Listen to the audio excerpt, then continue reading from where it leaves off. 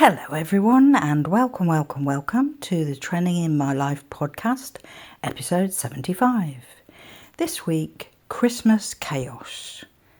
Because inevitably, there will be an element of chaos in your Christmas. So let's think about it.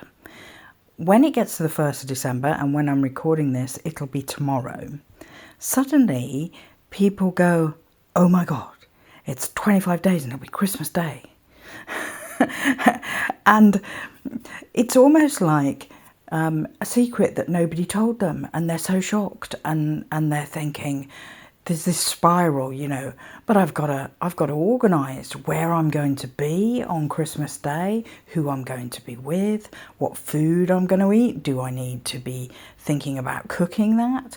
And all those gifts, and some of them need posting out or couriering to different parts of the world. And oh my God, 25 days. It's like 3 weeks and a bit. And there's this panic that sets in, and that's when the chaos starts. And I've noticed, this is the last day of November, and if you go shopping in your local high street, certainly in central London, the streets are packed, the shops are crazy, the queues, the lines, the tills are enormous. People are going Christmas crazy. So there is this element of chaos. And let's face it, a lot of us can just sit at home and get those parcels through Amazon delivered to our door. But at that point, we need to wrap them ourselves and deliver them to whoever they're going to be delivered to. And it might be someone you work with, it might be a relative that you have to go and knock on their door and spend some time with them, or it might be family that you're spending Christmas Day with anyway, so you just have to wrap it up and keep it in the cupboard until that day. But try not to get sucked into the chaos. It'll happen, but try not to get too stressed out about it. That's another thing with the arrangements. Some families have it planned in advance, in that one relative hosts Christmas one year, and then at the end of that Christmas they decide who will host it next year. So especially in big extended families, they actually know where they're going to be heading and how many parcels they're going to have to put in the car before they set off, stuff like that. But other people, it's different. You might be single and not going home to see family. They might be in a different country, and you might have decided to stay where you are for Christmas. But in that case, you could have plans with friends. Okay, we're single, we're not going home. We're gonna do Christmas here, wherever you're living. It might be a shared house, and at some point you'll sort of divvy up the jobs. Okay, you organise the food, I'll do the cooking. We'll go out together and get all our gifts split up, and so you don't know what I'm getting you and stuff like that. But there's still the possibility of chaos coming in there, because you could have another person in your shared house that was planning to go home for Christmas, and his family have suddenly made last minute plans and he's got to stay there. That means you've got another person for dinner, you've got to accommodate their likes and dislikes, and equally it could happen the other way round. You could be quite content with the idea of spending Christmas with your best friend in your digs where you are anyway, but then that best friend might suddenly get a call and get invited to spend Christmas with a relative that he wasn't expecting, and off he goes, and that means you're going to spend Christmas alone, and you don't really want to spend Christmas alone. So there's all this chaos that can come into that. For some people, they do say, oh, Christmas is only one day, I'll put the TV on and watch whatever's on the TV, I'll cook some food, And before you know it, it'll be Boxing Day. The shops will be open. Things will be getting back to normal. It's nothing, you know. But for other people, there's a lot of memories involved in Christmas of being a child, and they'll be travelling to spend Christmas with their parents or grandparents, and or both even, and aunts and uncles, and big family gatherings, and a lot of being there and spending Christmas there will be about remembering Christmases as a child. And if you've got children and you've got grandparents around, you will remember what Christmases were like as a child for yourself, and now how you're creating that Christmas for your children. I remember when the whole icing sugar on the stairs thing was a big thing. People would sprinkle, parents, when the children had gone to bed, would sprinkle icing sugar on the staircase and then stamp like boot prints in it going up the stairs, and then tell the children, oh, that was Santa draping in all the snow from his sleigh. And because I think over the years, although in books and films it's still Santa comes down the chimney, there was a certain point in time when that was too frightening for children, and especially small children. Then parents started to say, oh, he has a magic key to all the houses, he'll just let himself in and put the presents under the tree. And these are different Christmas traditions that you get in all different families.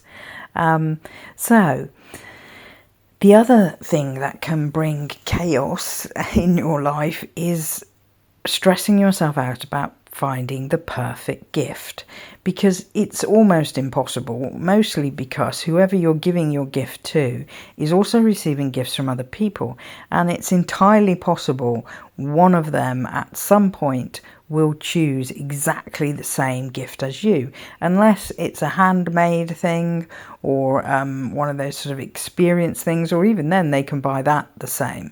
It is very difficult to 100% say nobody else is going to give them this gift. I mean, you can hope, but you have to manage your expectations. So thinking of that, if it can't be the perfect gift, let it just be a gift.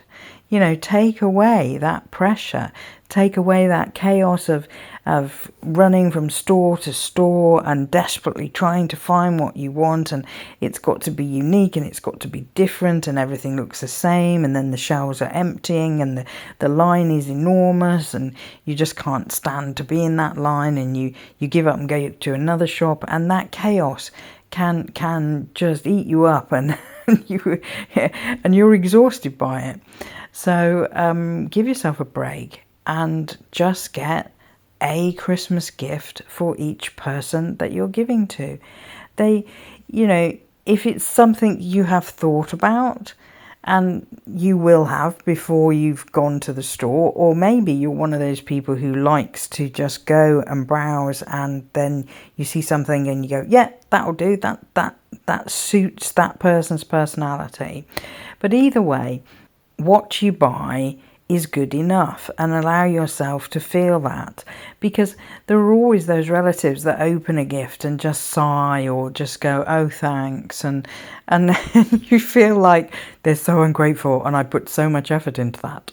And it's not about an overwhelming reaction from them. You gave a gift, you went through that process, you took the time to do it, and that's enough. That's good enough, and you should feel good that you did it and not get eaten up by being in these huge crowds of people and searching for a gift, and then you find yourself Christmas Eve and you're thinking, oh, that's not good enough, I have to go and get something else, and it's just craziness.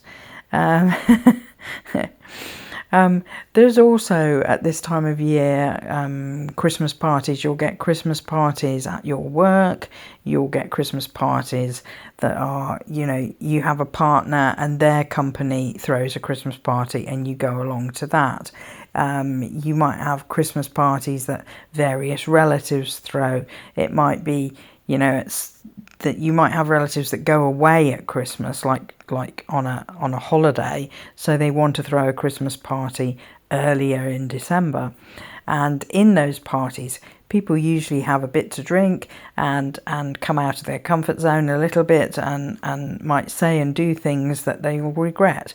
And I think it's inevitable that that kind of thing happens, but when you wake up the next morning and bury your head under the duvet and say, oh no, how am I going to face everybody, and I did this and I did that and I shouldn't have said this and that. It's Christmas, and everyone was at a party, and just forgive yourself. And the best thing is to hold your head high and move on. If you feel you need to apologise to someone, get it out the way. Just say, well, sorry about that, but I'm not normally like that. It's just one of those things. And give yourself a break. I think getting a tree and trimming a tree with decorations can also cause a lot of chaos within the family. Sometimes there's an argument about, will it be a real tree or will it be an artificial one? And people usually have very good reasons for both. There will be people arguing for a real tree that want the smell of pine in the house, and there will be people arguing against that because they'll say, I'm going to be hoovering up those pine needles for 3 weeks, and it's like, and I don't want to do that. And then there's people who want an artificial tree because, they don't want, their pets attacking the real tree or peeing up it, or you might have a baby crawling on the floor and you don't want pine needles that could hurt them. So there's always different things, and there's such a wide variety of artificial trees as well. You can get the ones with the lights on, you can get the ones that have got flocking on so they look like they're covered in snow. You can get ones in all different colours. You can get a green tree, a red tree. There was that year when black and white was in. You could get a black tree and put white baubles on it, and quite often this can cause complete pandemonium in the family because there's everybody wanting different trees. The answer to this is either the person with the money who goes out and gets it gets the one they want, or you have more than one tree. I mean, it must be popular to have a sort of tree in the dining room kitchen area, because if it wasn't, there wouldn't be so many Christmas ornaments that are food related. You can get lots of food and drink related baubles to hang on the tree in the shape of different food and cocktails and stuff like that. So they're clearly a thing that people do. And maybe you want a small tree in the children's room just because you want them to have little lights on it as they fall asleep, and you switch it off before you go to bed. There's lots of different things, and stockings stuffed with presents used to be hung on fireplaces. Sometimes these are put at the end of children's beds. Sometimes it's a pillowcase, not a little red stocking, because there's bigger presents these days. And sometimes they're under the tree. This can cause arguments in families. Which way do you want to do it? And there are families that open the presents all sat round together.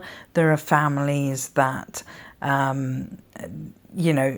sit in the same room but just grab presents from under the tree and pass them out, and they're just opening them higgledy-piggledy all together, not so much one present at a time and everybody staring at you and waiting to see you open it and your reaction. And it's whatever family tradition you have. But these things can cause difficulties and issues and arguments and problems and chaos in the family. And decorating the tree, we all have our own sort of artistic look at how we'd want a tree. Some people like it to have symmetry, some people like it to be higgledy-piggledy, some people like a theme. It might be, okay, it's all red and gold baubles this year, and other people have ornaments from, like an ornament that their child made, or an ornament from when they visited France, and so the tree is a bunch of memories. And when they open their decorations box that's probably been up in the attic, and they get these decorations out and they relive those memories and talk about those memories. So the way a tree is decorated is different in different families, and hopefully there won't be too many arguments in your family when you get the tree up. And I've known people who like it done a certain way will do it with the family and then sort of sneak back and rearrange things slightly. From my point of view, we usually put up our tree at home at the same time or within the same week as the tree goes up at work in our office. And I'm always in charge of dragging it out of the box and opening it up.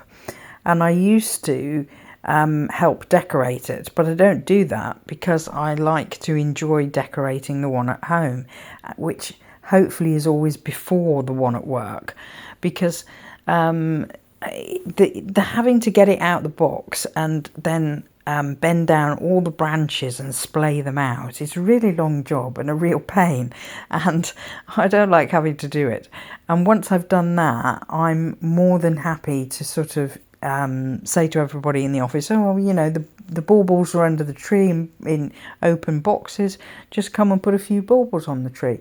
And it's a nice way to involve everybody in the office doing it. I don't really want to do it because I'm doing my one at home and I think it spoils it for me. So yeah, I just do the opening the box, dragging it out, splaying the branches out, and then I pack it all away in the new year as well. So yeah. And at the moment at home, I've cleared the space where we will be putting the tree, and we'll be putting it up in the next few days, just because it's really nice to have a sort of long time with the tree up with the pretty lights on, and it takes a few days to put all the other decorations up as well around and about the place. So there you are. And then once that's up, you can relax a bit. And I do think the Christmas list idea, where you can do a wish list on Amazon and share it with people, is very good, because that way they know the kind of things you like, but you don't have to, you can put things in different price ranges so that people can buy what they can afford. But surprises are always nice as well. And I think when you know they've been to a store to get it, there's a lot more effort has been gone into that. So hopefully you would appreciate it as well. But yes, try and chill. And if you do face that chaos in the shops, then, go with a deep breath and just stay calm. And when you're in the line, just think, well, eventually I'll get to the front, just have to wait. And, you get your music playing in your ears or a podcast or whatever, and then you can not feel that it's such a trial being there. So anyway, if you like this podcast, please like, comment, subscribe, share with a friend, and come back next time. Bye for now.